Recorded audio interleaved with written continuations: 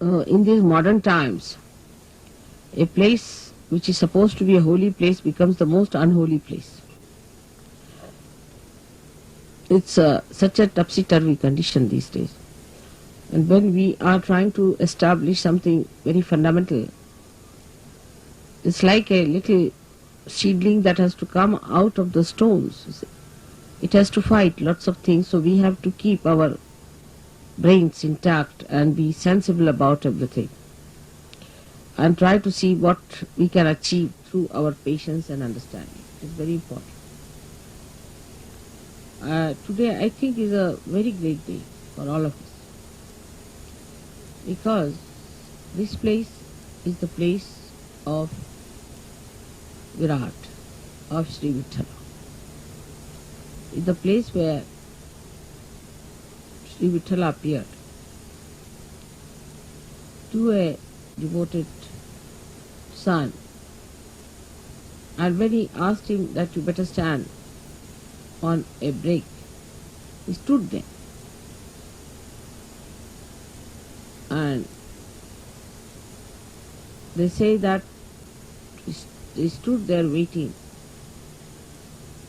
Some people say that the statue that we see came out of the Mother Earth on this sand. And that's what Pundarik Daksh carried, saying that these are the ones who came to see me and my parents. I was busy with them. So they are standing on the same brick which I threw.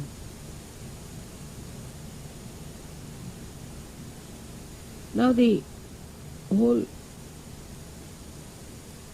story has to be taken in a very sensible way with a common sense in it.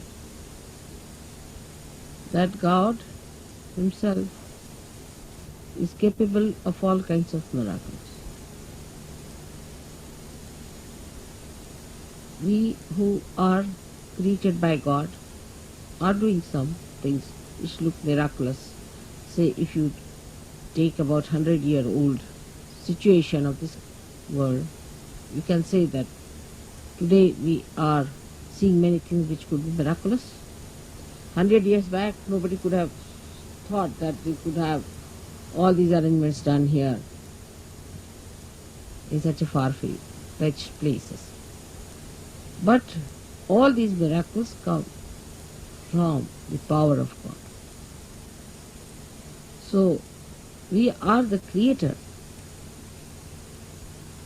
of that wee bit, very wee bit of that miracle. So all the miracles of God cannot be explained and should not be explained.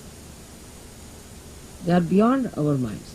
And to make people feel the presence of God, God can do anything. He can move into all the three dimensions and also in the fourth dimension. He can do whatever He feels like. That's what you have seen now in your every day-to-day life, how many miracles take place to all of you. And you can't understand how it works out. Even it works out on things which are not living. And people are quite amazed how these things happen. So we have to believe now, after seeing all this ourselves, that He is God. And He can do anything that He feels like. And we are nothing. We are nothing. There should be no rationality about it, of understanding God's miracles. How can it be? How could it be? You can't explain it. Only when you achieve that state of mind, where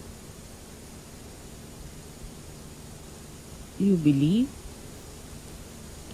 through your experiences that God is all powerful.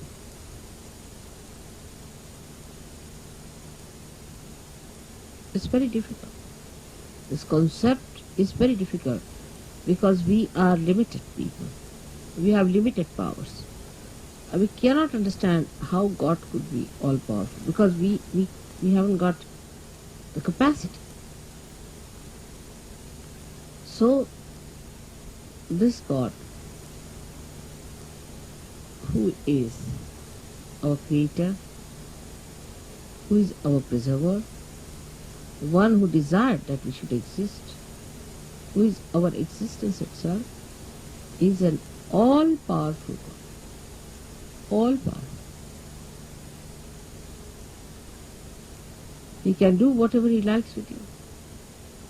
He can create another world. He can destroy this world. It's only if he has to desire. My idea of coming to Pandharpur for Shiv Puja was this, that Shiva represents the spirit. And the spirit is residing in all of you, in your hearts.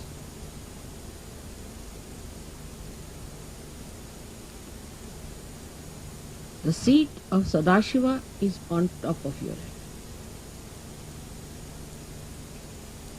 but is reflected in your heart.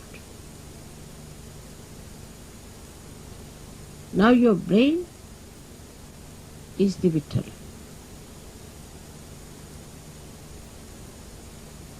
So to bring spirit to your brain means enlightenment of your brain. Enlightenment of your brain means the limited capacity of your brain has to become unlimited in its capacity to realize God. I will not use the word understand, but to realize God. How powerful He is, how miraculous He is, how great He is. The another is that the brain of man can create, of course, out of the dead. But when the spirit comes into brain, then you create living things, living work of Kundalini. Even the dead start behaving like living because you touch the spirit in the dead. Like the nucleus inside every atom or a molecule has the spirit of that molecule.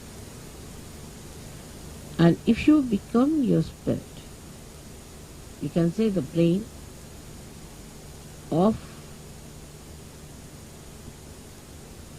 a molecule or an atom is like the nucleus, body of the nucleus. But the one that controls the nucleus is the spirit that resides within the nucleus. So now you have got the attention or the body, the whole body of the atom, then the nucleus, and inside the nucleus is the spirit. In the same way, we have this body, the attention of the body. And then we have the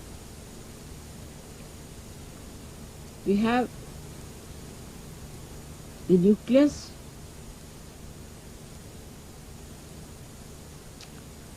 is the brain, and the spirit is in the heart. So the brain is controlled through the spirit. how that around the heart there are 7 auras.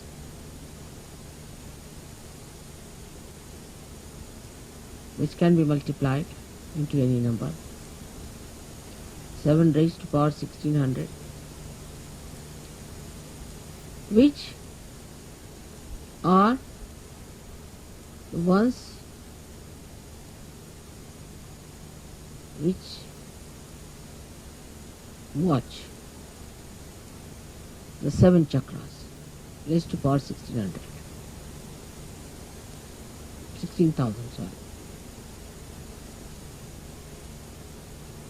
Now this spirit is watching through this aura, watching, I am again saying watching, through this aura. Can you sit down?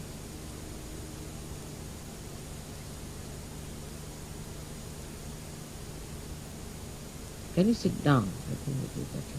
There's no need to bother once you have put it in.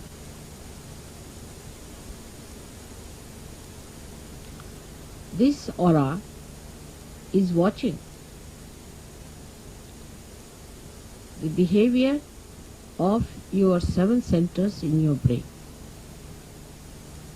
Is also watching all the nerves that are working in the brain, watching again. But when you bring the spirit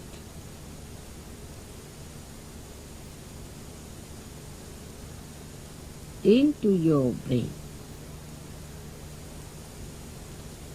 then you go 2 steps ahead. Because when your Kundalini rises, she touches the Sadashiva, and Sadashiva informs the spirit. Informs in the sense reflects in the spirit. So that's the first state where the watching auras start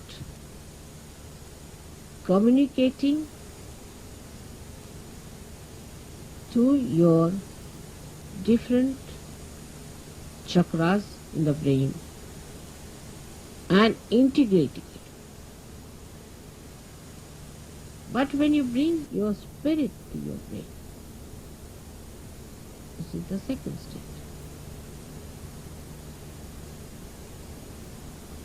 Then you really become self-realized in the full way.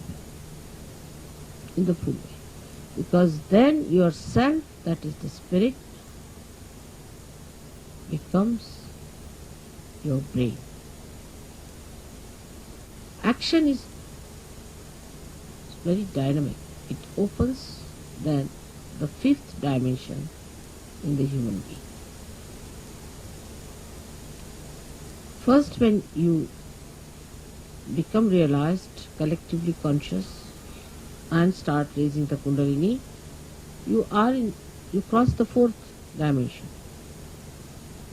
But when your spirit comes into your brain,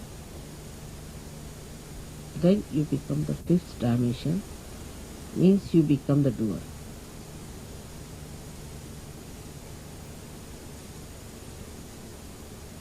Our brain now, for example, says, all right, lift this thing up. So you touch it with your hand, you lift it up.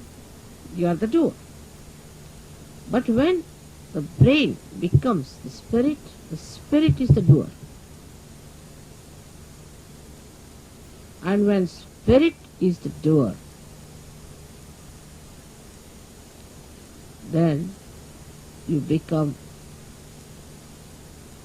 a complete Shiva, self-realized. In that state, if you get angry,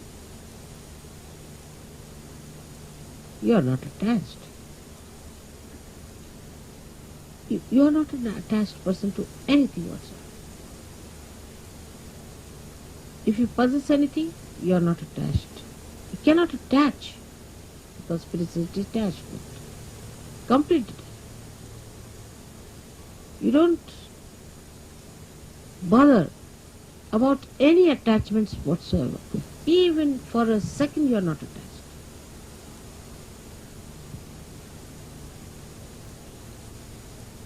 Now, I would say, to understand the detachment of spirit, we should study ourselves very well, clearly. How are we attached?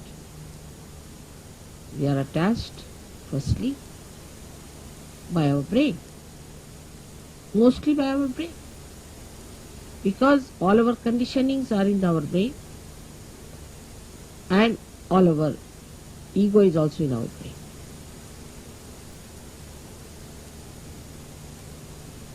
So all emotional attachments are through our brain,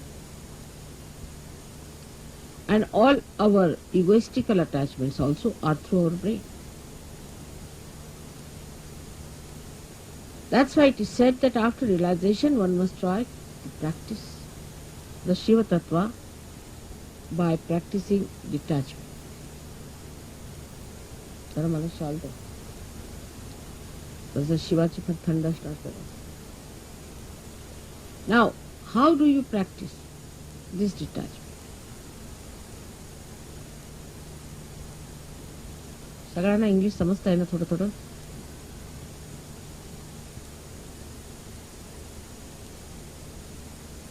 In the practice of Sahaja Yoga, you have to rise higher. You have to improve your own instrument and not the instrument of others. This is one thing one should do.